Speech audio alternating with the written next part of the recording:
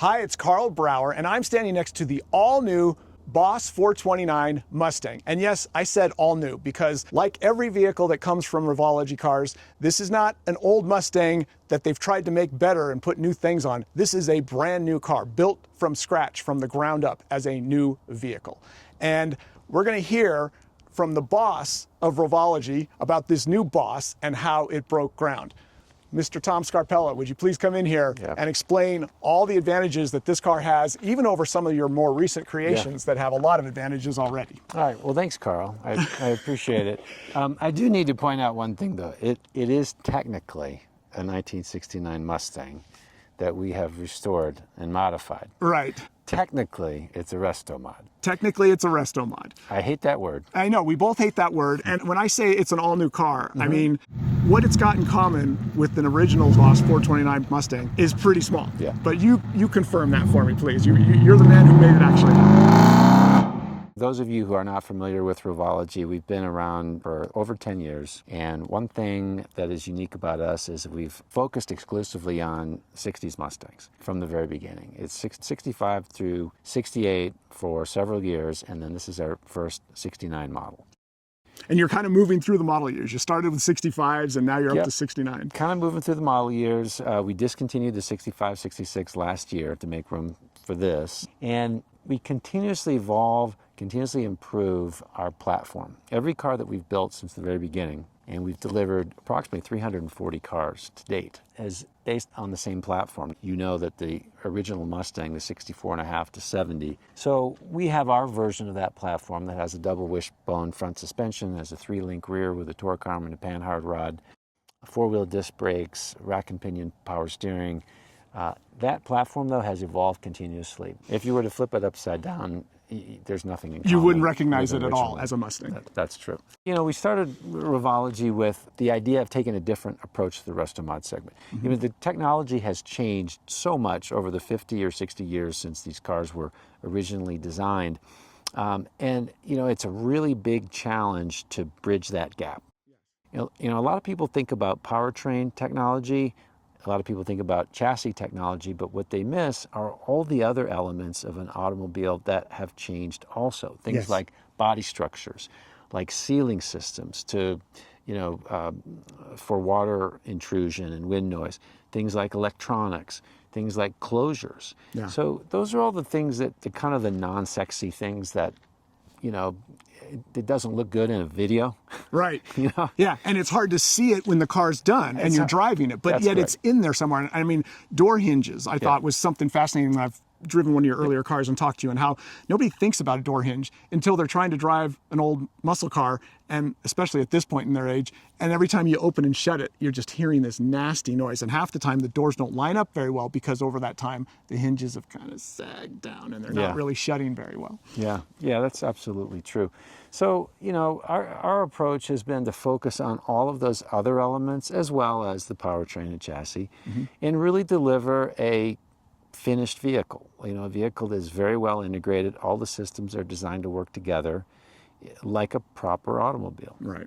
Yeah, and I feel like that's what you've really done over the course of this time. I mean, I think you started with that goal, but my sense is that every time you're doing your next car, you're thinking, what's like the weak link here? What's still the thing that's not up to a level? And you just kind of keep, it's like a whack-a-mole thing. You're just killing all the things that don't live up to the standards of Revology. And this one, you know, I watched the background and I've read the stories about this car, but this one really feels like a lot of innovative engineering from like the start of the process. Yeah. Well, there really was. Now with this car, this is the first car that we designed entirely in CAD before we turned a wrench on a physical prototype.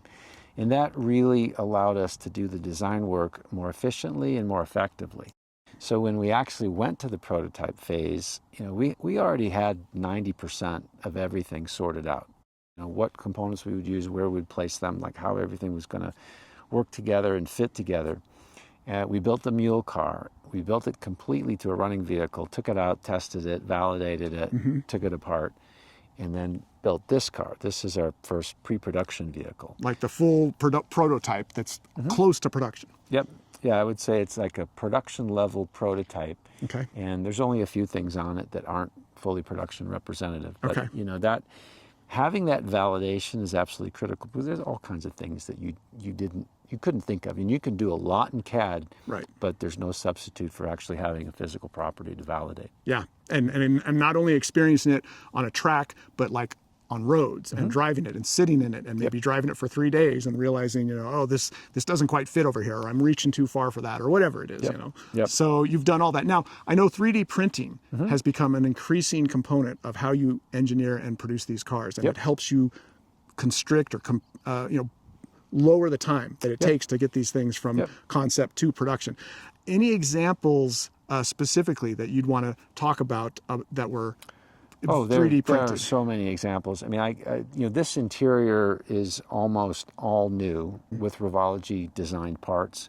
All of those parts were 3D printed and fit, mocked up in a physical vehicle. Okay. We had a body buck that we used for the interior mock-up. In the engine bay, we did a lot of work there. Should I move over to the engine bay? Yeah. Why don't, if you want to pop that hood and we'll talk about it. Yeah. So we did all of the layout for the engine bay in CAD, and we designed a lot of the brackets that you see in the front here. This entire front core support is all new. It was designed to accommodate the Dark Horse Coyote radiator and fan. So all of the bracketry that mounts it, it was all designed in CAD, and we would 3D print, maybe like this bracket, for example, we 3D print the bracket. We go out and we test fit it, make sure everything is right. You know what, this hole needs to be moved over, or this needs to be extended a little bit. Then you just go back and revise your drawing in CAD. And that's like such a quick and efficient process. Yeah, you're not waiting, you're not sending diagrams and measurements to some company out somewhere else, waiting for them to produce it, send it back to you, you try it out, you send it back, and that process becomes much quicker when you go to bed at night, setting up your next product, being on the 3D printer, and in the morning it's waiting for you. Yeah, and the important thing is at the end you have a manufacturable part. And you can make as many copies of it as you want, and every single one is identical and it will fit perfectly every single time. I mean, it brings a whole new level of QA, quality control that car companies and car manufacturers would have only dreamed about, right, 40, 50 years ago, and all to be able to do that.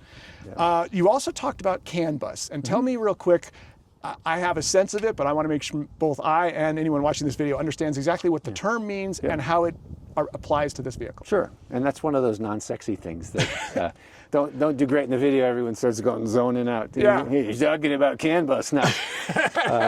So CAN stands for Controller Area Network. And what's different about CAN from a point-to-point wiring system is that the network allows all the components to send and receive signals from each other. So it's kind of like you just connect all of these devices, right? And they can take. And they can all talk to each other. They can talk to almost each other. Like a home Wi-Fi network, kind of where like you can make like a printer that everyone can use, And so it streamlines the process of integrating all these different components together, and it also streamlines. You told me how much wiring there is. Well, it's like you're saving space and weight. Yeah, so you can reduce wiring by up to 75%. And that's a massive amount. Yeah. And so package space is the big thing. When these cars were built, there were not that many features that required electrical power. Right. But now, like, just take the door. We've got power door locks, power windows. Now we have power mirrors. You got power exterior mirrors, which is pretty awesome. There's 2 courtesy lamps. There's one in the exterior door handle, and there's one in the interior. Right. Right. And you've got a speaker in there as well. So there's a lot of electrical in the door. And you'd have like a wiring thing like that thick, right? You'd have this massive piece of wire running into the door without the CAN bus. Exactly. I mean, the power mirror itself would be 6 wires. Right. Just to move the mirror around. Yeah, you can't package that much wiring. So the point-to-point really becomes infeasible as you approach the level of features that a modern car has. And that's why, we thought it was the right time to start the migration towards CAN. And I say migration because it's not a full CAN. Still some of the harness is point-to-point, but we have CAN in some important areas. So we designed modules for each door that control all the electronics in the door. We have a body control module that controls most of the functions in the IP instrument panel. And then we have another module that is for the variable speed cooling fan. So that's up here. we were able to use the Dark Horse Gen 4 Dark Horse cooling fan, which is it's a CAN device, and that gives us the ability to vary the speed almost infinitely of the fan. So it just gives the cooling amount that's necessary for the engine. It talks to the PCM. The PCM is constantly talking to everything else on the network and saying, hey, they're all aware of each other I'm and working together. Degrees. Yeah. I don't need fan. Hey, I'm 210 degrees. You know, right. give me a little fan. I need some real fan. Tom, you'd mentioned how there were some Dark Horse mounting points and other elements in the kind of grill area and up here in the cooling area. Yep. There's also something going on with this engine too. Yeah. Yeah, so the engine's a Dark Horse engine. Okay. It's, and we chose it for our supercharged application because it has the forged connecting rod. So it's a really stout, it's a really robust engine. And this is like the next evolution of this engine, right? This is the Dark Horse is the newest version of that Coyote engine. It is, and when we did the calibration work, we've been using this Roush supercharger on the Gen 3 engine for quite some time, and it's been a great package. You know, it puts out prodigious power, great drivability, very reliable, very durable, easy to service. I mean, it's just a fantastic modern powertrain. So it was logical that we would continue, onto the Gen 4. And our intention wasn't really to get more power. We migrated from the Gen 3 to the Gen 4 because that's what Ford's producing. That's what they have for you. They're no longer building the Gen 3s. Right. And we get the engines from the Windsor engine plant. Okay. The same way that they go to Flat Rock to be put in Mustangs. They come 3 on a pallet, and we just, that's how we consume This is them. what they got for us, okay. Yeah, so this is what you have, so you're going to have to make it work. So we weren't going for more power, but we actually did find more power. Right. And it, could be due to the, the cam timing. It could be the cam profile is different, and the cam phasers. There's a few differences. Right. And we were able to exploit those differences through the calibration. Our test car got 654 real horsepower, and that equates at a 14% driveline loss to about 760 at the crank. So we think very adequate power. Yeah. No one is going to feel like they're being shortchanged in the power, but then you still get all the drivability of the modern engine, the reliability, the durability, and that's really important for our customers because they drive these cars, and they often drive them long distances, even cross country. So, you've got to know that if you ever did have an issue, you can go to any Ford dealer, any competent independent repair shop. Parts are available. Everything is very, very serviceable. Well, you've got me all interested between the description of the suspension upgrades, the chassis upgrades, and now the engine upgrades. And you're talking about driving. Let's go do that instead. All right, let's do it. I think we've talked enough. I think the most important thing, though, it's a ton of power. It's great. It feels great. It sounds great. But is the drivability? Right. Because you have everyday drivability, hot weather, cold weather, hot start, cold start, high altitude. Sitting in traffic, idling with the AC on when it's 110 degrees outside. Right. No issue. And that's really important because our customers drive their cars. They drive them a lot. That's the whole point. A lot of clients go coast to coast. Yeah, you absolutely have. So much fun in this car. Oh. Yeah. We're going to PCH here. There's a fair amount of traffic, but we're going almost 60.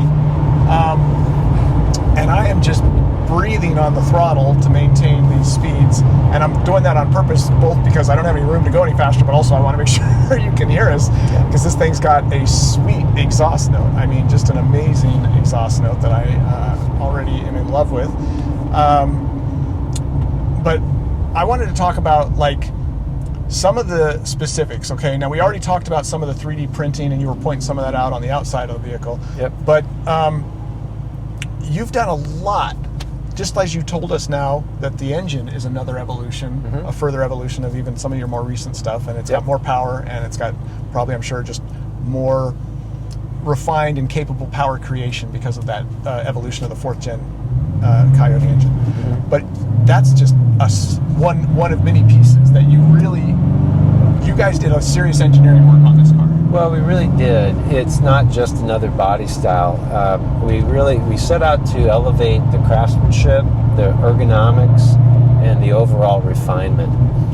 And the first thing, we talked about the engine. That's the first thing people can ask about. But the first thing you have to consider, you've got an engine now that's about twice as powerful as the original. And you've got a chassis that's capable of road loads way beyond what the original body was designed to accommodate.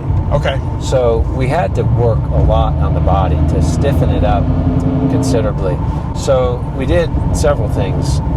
First of all, we incorporated all of the convertible structure, the 69 Mustang convertible. Okay. The torque boxes, the inner frame rails, the floor, the rear shock brace that braces the wheelhouses together. So this car has all of that structure in addition to the roof. Even though there was never a convertible Boss 429, obviously, and they didn't feel like they had to reinforce the original because it had a roof, you've combined all the original 69 convertible stuff into this coupe body style. Correct. So that was the first thing. That's very cool. The second thing is our spot welding equipment is automated, and what that means is each spot weld, the equipment can sense the thickness, the stack up of the sheet metal, and it'll send the exact amount of current required to get a good quality weld. So we don't have cold welds. Every weld is good. So excellent weld integrity. Wow. Now we further stiffen the body by seam welding. So you're familiar with what is commonly done with production-based race cars to stiffen up a unibody. Right. So we seam weld the structural joints. And this is, I think, the most important and most interesting thing that we do is we assemble the body with heat-cured structural adhesive. So structural adhesive started to really become common in the OEM world only about a decade ago. Right. The Ford F-150, when they went to all aluminum really started to make a lot of use of structural adhesive. Our chief engineer, Aaron Wright, is from Honda, and when he was at Honda, he was working on body structures, and they were implementing structural adhesive. And at Honda, they got between 40% and 60% improvement in torsional rigidity of the body just from the addition of structural adhesive. Really? It's really it's a step change. And that's why you feel it. The body is so stiff. You don't hear creaks and squeaks and things that you hear out of a 60s body, but it's because you've got that additional stiffening that heat-cured structural adhesive provides. The body's much stiffer. Mm-hmm. Now, I know that you did a lot of engineering work on things that people don't even think about. The windshield, the hinges, things like that. And so all that obviously is in this car. Yeah. Any new items that you re-engineered for this car beyond the stiffer body that you just described? Yeah, well, there's a lot of things. And you brought up an important point, and I think one of the key differentiators for Revology versus the sort of resto-mod industry at large is, when you think about the technological change that's occurred in the 50 or 60 years since the cars that are popular resto-mod cars were originally designed. Right. And now, it's been massive. And people think about powertrains. They think about chassis, but they don't think about things like body structures. Right. Closures, electronics, sealing against water intrusion and wind noise and things like that. So we really focus disproportionately on those elements, and that's what really makes the car perform like a modern car. It's those I call it the non-sexy stuff. Right. So on this car, we'll talk about haptics and ergonomics. So you're familiar, obviously, on our 67, 68. The door handles, so we did the same thing here. It's a 69, obviously different door handle, different mechanism. Right. It's a modern latch and hinge mechanism, modern door hinges. When you get in the car, these are the new seats. We like them so much. We developed them for the Boss program, but we incorporated them on the 67, 68. Okay. Yeah, because, and frankly, that's kind of what a lot of this technology is going to trickle down, or trickle through, I should say, the rest of the lineup. The steering wheel is our own design. From scratch, took the original wheel, which is plastic and is designed for an affordable car, right? But obviously it didn't meet our requirements, so we designed this wheel slightly smaller in diameter, larger rim thickness, more ergonomic. So it's thicker to grab onto, but it's not, you don't feel like you're doing this as much when you're going around corners. Exactly. shift knob is also our own design. This is great. I saw that immediately. I was like, wow, this doesn't look like a 69 Boss 429 shift knob, but it looks pretty cool. Yeah. And feels good. We kept the aesthetic. You know, the original shift pattern was a 4-speed, and they had the 3 stripes. Yep. You know, we kept that. We have the Revology R logo as the R for reverse. So the whole interior, really, with the exception, there's really a handful of parts that we didn't design. We didn't do the A-pillar garnish. Okay. We didn't do the sun visors, but the entire IP is our design. This walnut veneer, this is genuine walnut, as is the walnut on the doors. I don't think they were in the original one. No, they were simulated walnut. Genuine fake wood grain, as they said. Yeah, exactly. And this is a 3D surface. You know, it's curved, so it's a real complex surface to produce in genuine wood. This is the first car that we designed entirely in CAD before we turned a wrench on a physical prototype. Really? Yeah. So like all the interior design was all done in CAD, and you know we printed all the parts like this console, and everything. All this stuff. So you were able to assemble a real interior, all from CAD. Yep.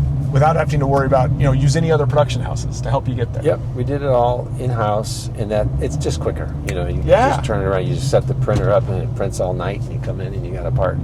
Wow. And so we put it together, and we could do a physical mock-up. We could put people in it. We go get our tallest guy, and we get our shortest person. Right. You know, we just do all the.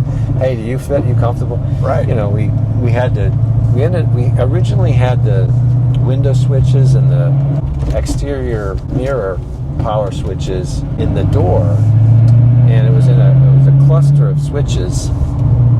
And when we did the mock-up with the CAD or the 3D printed parts that we had designed in CAD, we kind of discovered it wasn't comfortable for certain people, like taller people. Like their leg was kind of pushing up against it. So you were able to figure that kind of stuff out very early on. Early in the process, before we actually tooled up parts, and and then so those kinds of things, it's really valuable, and the end result is going to be a much better result, and the process is more efficient.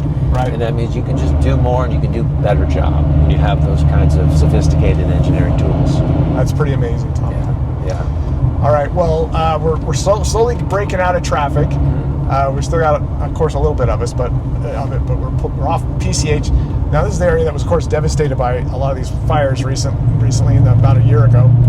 So there's been a lot of road work in this area, but it's still beautiful up here, and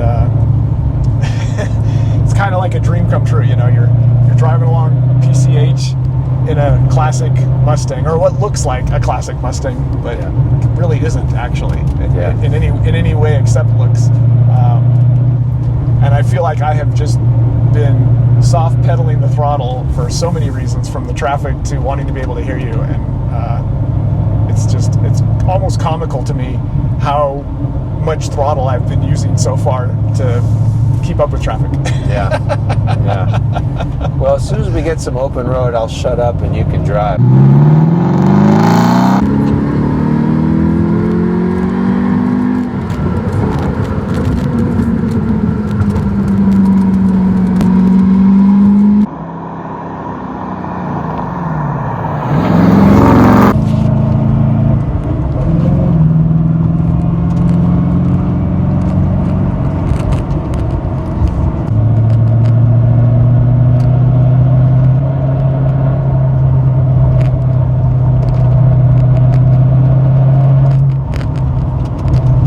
Well, it's been quite an adventure yet again. This is my third time driving a Revology Mustang, and third time is definitely the charm. This one's been even more exciting than the previous two I've driven. Tom, thank you for bringing the car here and allowing me to enjoy your sophisticated device that you've created, but it looks like a 429 Boss Mustang. Thank you so very much. All right.